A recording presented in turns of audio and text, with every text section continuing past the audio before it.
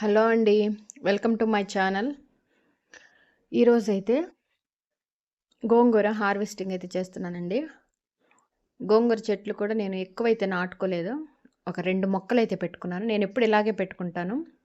ఎందుకంటే ఇలా 2 మొక్కలు పెట్టుకొని దానికే ఆకు నేను తుంచైతే యేసుకుంటాను పప్పులో అలాగా. 2 మొక్కలైతే సరిపోతాయి. ఎప్పుడు మనకి అందుబాటులో ఉండదు కదండీ గోంగూర. గబక్కన అవసరమైతే మన పెరట్లోనే చుంచుకొనేసుకోవచ్చు. అందుకే నేను ఈ విధంగా అయితే 2 మొక్కలు నాటుకున్నాను. పెద్దదయిపోయింది. అందుకే ఇలాగా కొమ్మలైతే కట్ జేస్తున్నాను. మళ్ళీ ఇగురు పెడతాయని. చూసారు కదా! 2 మొక్కలండి. ఇంత పెద్ద చెట్టయిపోయింది. గోంగూరైతే. ఎంత బాగా వచ్చిందో చూడండి గోంగూర. మీరు కూడా ఇలాగే యేసుకోండి. ఇంట్లో 2 మొక్కలే సరిపోతాయండి. మనం ఆకు చుంచుకుంటుంటే గోంగూర వస్తా ఉంటుంది. అలాగే కాకరకాయలు కూడా కాసాయండి. ఈ కాకర చెట్లు మేమైతే పెట్టలేదండి. లాస్ట్ ఇయర్ చెట్లు అలాగే ఇత్తనాలు పడైతే చెట్లొచ్చాయి. ఇదేనండి ఫస్ట్ కాపు. ఎందుకో ఇలాగా పిందులే పండిపోతున్నాయి.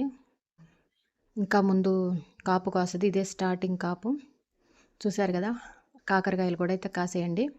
ఒక 1/2 కేజీ కాకరకాయలు అయితే కాసాయి. గోంగూర. అలాగే మునగాకైతే కారప్పొడి కొడదామని అయితే కడిగి శుభ్రంగా ఆరబెట్టాను. ఇదండి. అలాగే మల్బరీ పళ్ళు. ఇదండి ఈరోజుటి వీడియో. Okay friends. బాయ్.